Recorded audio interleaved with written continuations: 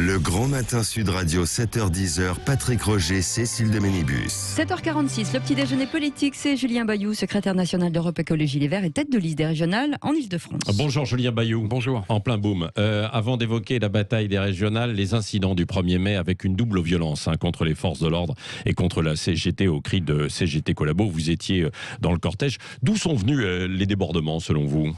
Mais de ce que je crois, déjà, il faut rappeler qu'il fut un temps où on devait pouvoir manifester sereinement dans ce pays, et en particulier le 1er mai, c'était un moment presque familial. Et c'est vrai que là, les violences sont absolument insupportables, les violences qui visent les policiers, bien sûr. Mais là, je crois que c'est un élément nouveau, le fait de s'en prendre à la CGT, aux services d'ordre, avec des attaques homophobes qui sont typiques de l'extrême droite. Je crois qu'on a franchi un palier. Est-ce que c'est vraiment l'extrême droite ? Parce que certains disent aussi qu'il y a les Black Blocs, ça fait des années qu'ils viennent perturber les manifestations, qu'ils sont là.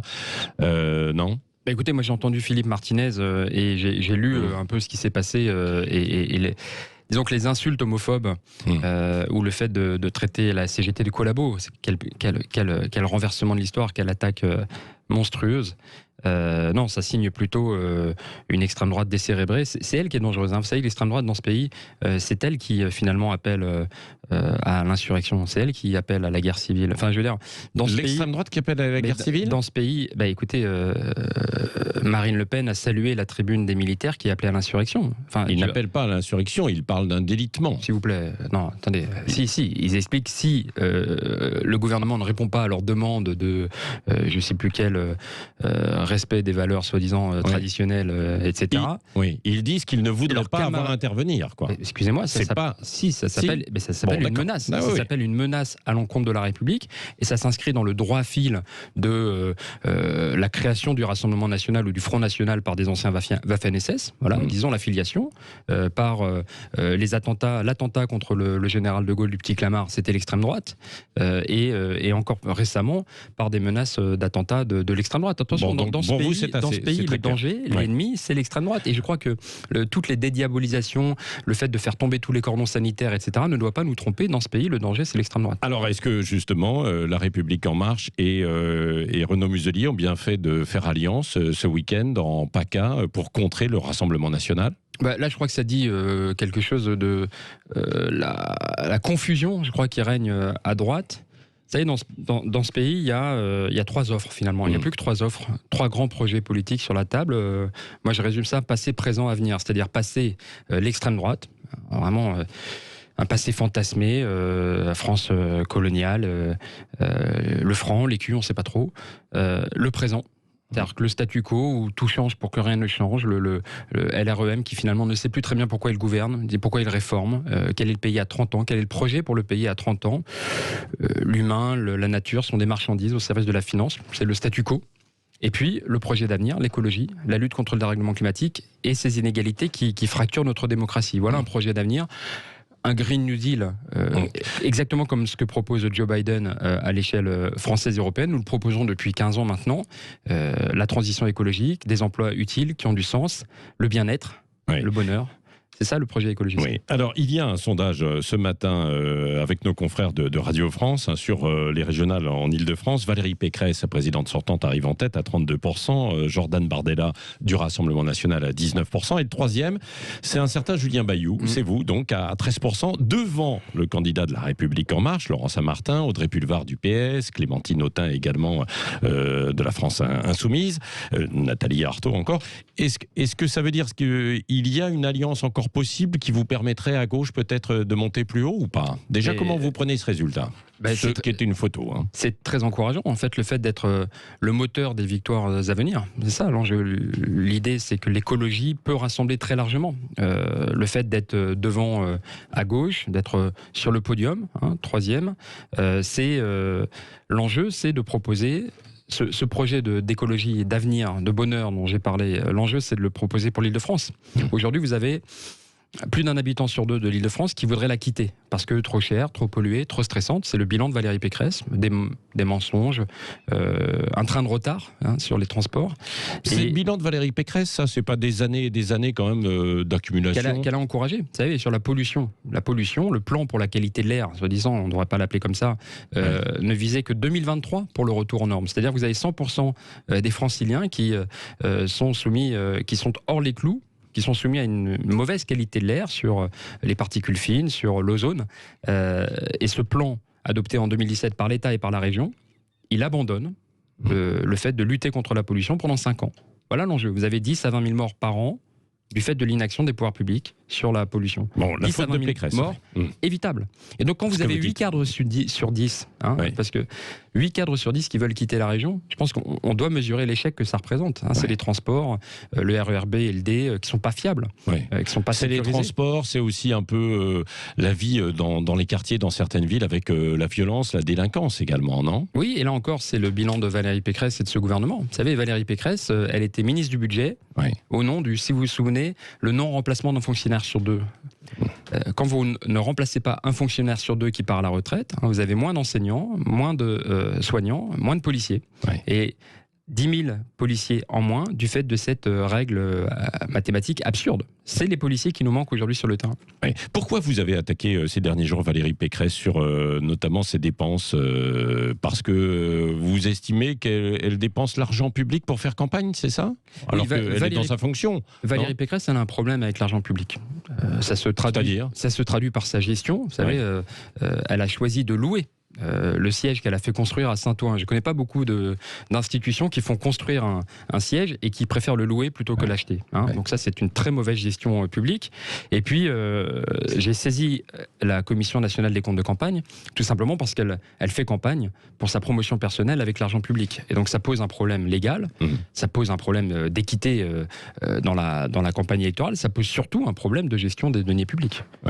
C'est pas possible de faire campagne, faire sa promotion personnelle avec l'argent finalement des Franciliennes et des Franciliens. Mais en même temps, elle ne peut pas abandonner. En même temps, elle ne peut pas non plus complètement abandonner ses fonctions, quoi. Non, mais il y a des règles. C'est très précisément ce qu'elle reprochait à Jean-Paul Huchon il y a 10 ans. Et à l'époque, pour finalement beaucoup moins que ce que Valérie Pécresse a fait, à l'époque, les comptes de campagne de Jean-Paul Huchon avaient été rejetés parce que le STIF, à l'époque, une agence dépendante de la région, avait fait une campagne de promotion des transports en Île-de-France. Valérie Pécresse est allée bien au-delà. Et s'affranchit finalement des règles communes. Vous ne pouvez pas faire campagne dans des bonnes conditions, dans ces conditions-là. Et je note d'ailleurs que cette saisine n'a pas été pour rien dans son entrée en campagne. Tant mieux parce que maintenant on va pouvoir débattre projet contre projet. Julien Bayou, vous n'avez pas répondu à ma question tout à l'heure. Est-ce qu'il est toujours possible d'avoir une union à gauche pour l'Île-de-France ou il est véritablement trop tard? Parce qu'il se murmure là, dans la presse ces derniers jours qu'il y aurait des discussions justement. Mais moi ma porte est toujours ouverte, je l'ai dit, l'enjeu c'est d'être constant, cohérent et de faire preuve de courage. C'est le projet écologiste. Nous proposons un projet écologiste pour l'Île-de-France. Je pense que ça peut rassembler largement, au premier, sinon au second tour. Et l'enjeu, c'est de gagner. Le sondage ce matin, justement, vous donne effectivement cette possibilité d'essayer une nouvelle fois de se joindre, de se réunir? Mais dans ce cas-là, si ça n'est pas au premier tour, je pense que ça peut être au second. Vous savez, il ne s'agit pas de demander aux socialistes d'arrêter d'être socialistes. Donc les socialistes proposeront un projet socialiste pour l'Île-de-France. Nous proposons un projet écologiste, fait de respect de l'environnement, de justice sociale et de démocratie. Et je pense que c'est le moteur des victoires à venir. Oui. Un mot sur le déconfinement et la vaccination. Est-ce qu'il faudrait accélérer la vaccination pour tous, selon vous, quels que soient les critères et l'âge?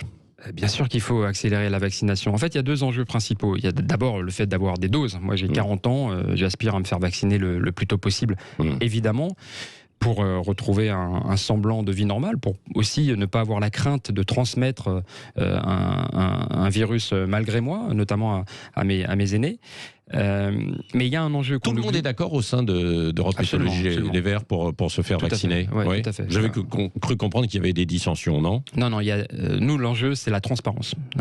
Au niveau européen, notamment, nous nous battons pour la transparence des marchés européens. Je pense que la transparence et la lutte contre l'opacité est un des moteurs de l'adhésion vaccinale. Voilà, savoir combien ça coûte, qui gagne quoi et autres, est important pour que chacune puisse avoir confiance. C'est un enjeu, l'adhésion vaccinale. Le deuxième enjeu, absolument principiel, c'est le fait d'offrir la vaccination dans tous les pays du monde. Vous savez, aujourd'hui, il y a des variants qui se développent dans des, disons-le, dans des pays pauvres où la population est avec une immunité dégradée, et c'est ça qui nourrit les variants. Et nous ne serons pas en sécurité. Finalement, cette crise, cette pandémie, c'est la crise de l'interdépendance. C'est une crise écologique qui vient de notre rapport au vivant, la prédation à l'égard des habitats naturels, mais elle illustre aussi notre interdépendance.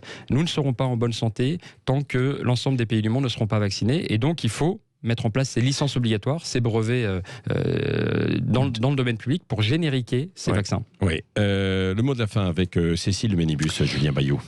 Jean-Luc Mélenchon était le 1er mai à Lille. Il en a profité pour se payer un peu les élus écologistes en vous traitant de, je cite, de fauchetons. Qu'est-ce que vous avez envie de répondre à ça ? Rien. Moi, j'ai le plus grand respect pour Jean-Luc Mélenchon. Il appelait au respect mutuel il y a quelques semaines, et moi, je m'y tiens.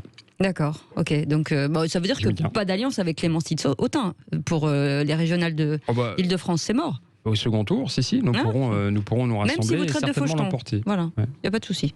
Bon, et ça discute toujours avec Anne Hidalgo ou pas alors ? Oui. Il n'y a pas de discussion. Il n'y a pas de discussion avec Anne Hidalgo, mais j'ai eu vent comme vous de ces informations. Déjeuner. Cécile Duflot, qui avait été approchée, m'a prévenu immédiatement. Il n'était pas question pour elle de rentrer en politique. Mon interlocutrice, c'est Audrey Pulvar. Oui. Bon, voilà. Et Audrey Pulvar, vous voulez son téléphone, vous l'avez. Audrey Pulvar n'a pas souhaité que nous discutions. Oui.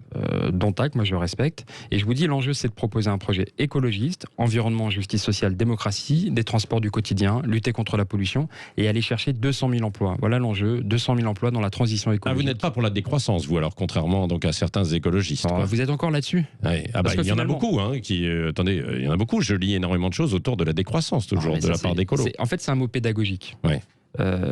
Nous voulons plus de libraires et moins d'Amazon. En fait, l'enjeu, c'est l'économie au service du bien commun. L'enjeu, c'est choisir quelles activités. Et c'est pour ça que nous voulons critériser les aides économiques. Ça, c'est pour le coup une mesure qui est très fédératrice, qui rassemble y compris les partisans de la droite.